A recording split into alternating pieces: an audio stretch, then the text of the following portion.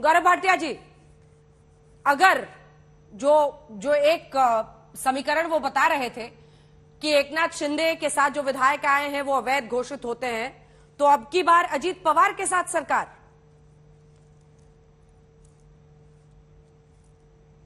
देखिए अंजना जी, सबसे पहले तो मैं ये कहूंगा किसी की बैसाखियों की जरूरत भारतीय जनता पार्टी को तो है नहीं। अपने दम पर चुनाव लड़ेंगे और हमारी सरकार भी बनेगी। लेकिन हाँ, इसमें भी कोई दो राय नहीं है कि शरद जी भारतीय राजनीति में एक बहुत ही सम्मानित नेता हैं और उनसे तमाम हमारे मतभेद हो सकते हैं, लेकिन उनका आदर किया जाता है। और मैं कहता हूं उनके एक बयान पे आज चर्चा जरूर होनी चाहिए। अभी कुछ दिन पहले अंजना जी उन्होंने कहा था कि अगर रोटी को सही समय पे ना पलटा जाए तो वो जल जाती है, काली हो जाती है। तो आज सवाल ये बनता है कि जब ये रोटी पलटी जाएगी तो ये रोटी परिवार के हिस्से में आएगी या जनता की भूख मिटाएगी। पार्टी के जो और कार्यकर्ता हैं उनके लिए इस रोटी का इस्तेमाल। पर आपको तो अजीत पवार जी सूट करेंगे सर। प्रश्न सबके एक काउंटर क्वेश्चन है गौरव जी, आपको तो अजीत पवार सूट करेंगे और वो तो उनके परिवार के ही हैं जिनके साथ शपथ ली थी फडणवीस साहब ने। अंजना जी देखिए, हमें ये सूट करता है कि हम जनता के लिए काम करते हैं और जनता हमें आशीर्वाद देती है। जब विधानसभा का चुनाव भी हुआ था अंजना जी, सबसे बड़ी पार्टी बन के उभरी थी तो भारतीय जनता पार्टी उभरी थी। एक प्री पोल अलायंस था शिवसेना के साथ उस वक्त, और शिवसेना पलटू राम की तरह से उद्धव ठाकरे का जो फैक्शन है वो पलट गया था। ये इतिहास में दर्ज हो चुका है। अब हमने अपनी तैयारी अकेले लड़ने की पूरी तरह से करी है और हमने ये सिद्ध कर दिया है किस तरह से विचारधारा से हम बिल्कुल नहीं हटेंगे। मैं अपनी बात पूरी करना चाहूंगा। दूसरी रोटी की जो मैं बात कर रहा था, ये आवश्यक है अंजना जी। हम सब जानते हैं कि बहुत ही परिपक्व, बहुत समझदार नेता हैं शरद जी। वो कितनी रोटियां पलटेंगे ये भी एक बात है। और हो सकता है, देखिए शरद पवार जी ने मेहनत करी और आटे से रोटी बनाई, अपने पुरुषार्थ से बनाई है।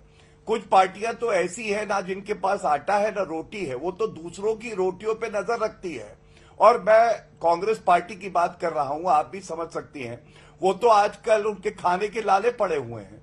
तो अंजना जी एक बात बिल्कुल स्पष्ट है कि ये एक ऐसी जो है क्या कहते हैं घटना है, ये एक ऐसी घटना है जिसमें ये बार बार पूछा जाएगा, क्या एनसीपी भी परिवारवाद की तरफ बढ़ेगी या लोकतांत्रिक मूल्यों के आधार पे उनको नेता मिलेगा, और किसके लिए रोटी पलटी जाएगी। जैसा मैंने कहा, ये आज एक बड़ा सवाल है। ठीक है, मैं पाटिल साहब से भी इसका जवाब लूंगी। मुस्कुरा रहे हैं वो आपकी बातों पर कि आपके पास ना आटा है ना रोटी है।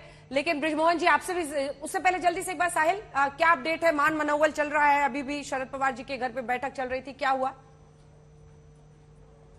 देखिए अभी शरद पवार के घर पे क्योंकि जहां पर पहले जो प्रोग्राम हो रहा था वहां पर जो कार्यकर्ता हैं वो छोड़ने के लिए तैयार नहीं थे कि शरद पवार बिना उनसे वो इस बात पर मुहर लगाए कि वो पार्टी का अध्यक्ष पद नहीं छोड़ने वाले, तब तक उन्हें छोड़ने के लिए तैयार नहीं थे। और आखिरकार अब जब वो घर चले गए तो वहां पर अजीत पवार, प्रफुल्ल पटेल, छगन भुजबल, ये बाकी नेता वहां पर पहुंच गए। लेकिन एक इंटरेस्टिंग बात आपको ध्यान रखनी पड़ेगी कि जब ये सारी चीजें हो रही थी वाईबी चौहान सेंटर में, तब अजीत पवार एक अकेले ऐसे नेता थे कि जो ये बार बार कह रहे थे कि अगर शरद पवार मानने को तैयार ही नहीं है तो हमें आगे बढ़ जाना चाहिए, शरद पवार से राय लेकर हम अपना अगला नेता चुन सकते हैं, लेकिन पवार साहब पार्टी के साथ बने रहेंगे, ये बात आपको बोलनी नहीं चाहिए।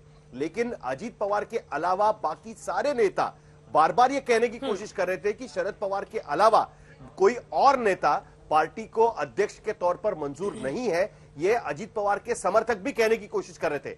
तो मेरे ख्याल से जो दिखाई दे रहा है वो ये दिखाई दे रहा है कि शरद पवार सबके सामने, पूरे मीडिया के सामने, कार्यकर्ताओं के सामने ये बुलवाने की कोशिश कर रहे हैं कि उनका निर्णय अंतिम निर्णय होगा, उनके बिना पार्टी नहीं चल सकती। और अजीत पवार और उनके खेमे के कुछ लोग जो चाहते हैं कि बीजेपी के साथ गठबंधन बने, वो फैसला शरद पवार को मंजूर नहीं है। उसको लेकर आगे क्या राय बनेगी वो सबसे बड़ी बात बनेगी।